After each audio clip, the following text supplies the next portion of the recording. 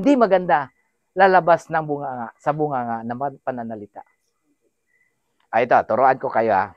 Simpleng paraan. Maraming galit sa akin. Kahit mga bishop, obispo, lahat ng mga reverend, nagagalit sa akin. Sabi ko, 99.9 lahat ng mga tao, napakasinungaling. Sabi niya, patunayan mo sa akin na bishop. Bakit ganyan sinasabi mo? 99.9, napakasinungaling. Oh, kaya kong patunayan ng sarili. Napakasinungaling. Gulat sila sa akin. Wala na pa talang na 0.1 na lang ang natitira. Okay. Sa pananalita, ilagay natin sa ayos. Ang word na ako, ginagamit yan, self-centered. Ako, dahil sa akin, ako. Oh. Ako pa, kayo na lang magganon. Ako pa, turuan nyo. O, di ba? Self-centered. Yan ang mindset ni Satanas. Ako.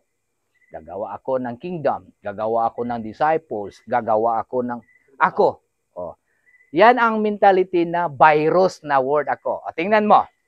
Sa salita, narinig ko. O, gamit ko. Napakasinungaling mo ah. O bakit narinig ko man talaga? Sinong nakarinig? Di ba ang tainga?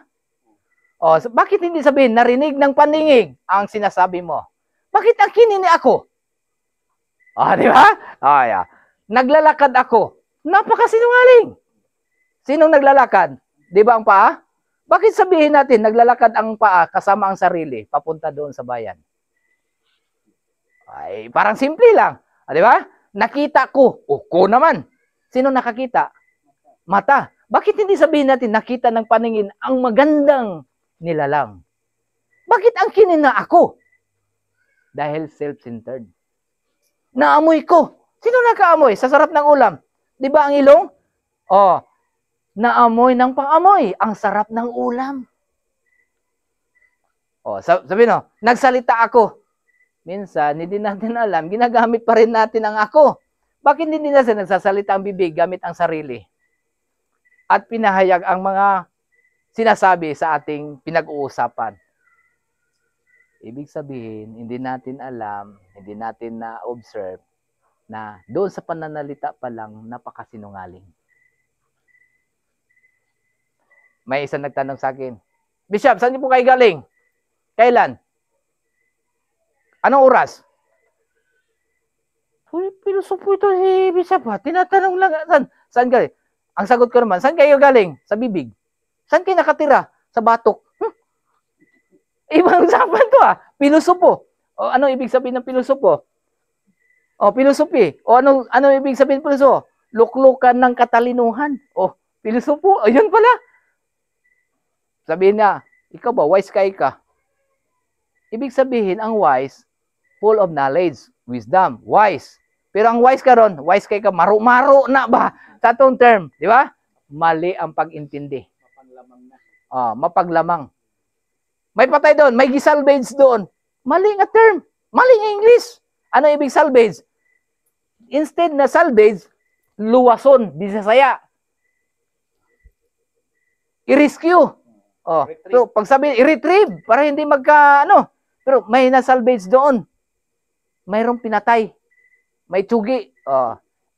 Tingnan mo sa pananalita, hindi na naintindihan. Mali ang paggamit. Kaya, sarili. Anong sabihin, Pastor, kung gamitin ko ang sarili? Sabihin mo, magandang umaga po, nagagalak po ang sarili. Ibig sabihin, mata, ilong, dalunggat, nagagalak po ang sarili. Nakita ko kayo. Actually, mayroon akong ituturo. Instead nga shake hands, ganun na lang ang sa cups interpol. Ulit bro. Pak. Tapos ganyan kagad. Huwag na yung ganyan, ganyan pa.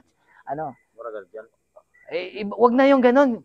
Mayroon pa yung tinatawang parang nananasa ka yata para kaya nang hipo-hipo ka pa dyan may ganun. Okay lang. Pero sa atin, kung tayo-tayo lang, pinakasimple, magandang umaga po sa ating lahat. Enough na yun, kahit wala ng shake hands. Pero kung mayroon pa yan, pag ganun na lang, para iwasan yung mga alam mo yung kayo. Ganun na po. Kaya bawal. Parang hindi yata, tropa natin, hindi niya tinanggap yung shake hands ko. Muslim yung isa, kinausap mo, tapos babae pa. Bawal yan. Kaya, wala ng kamayan. Tapos sa iyo, magandang gabi po, magandang umaga po, salamat po sa pagkakataon. Di ba? Simple lang.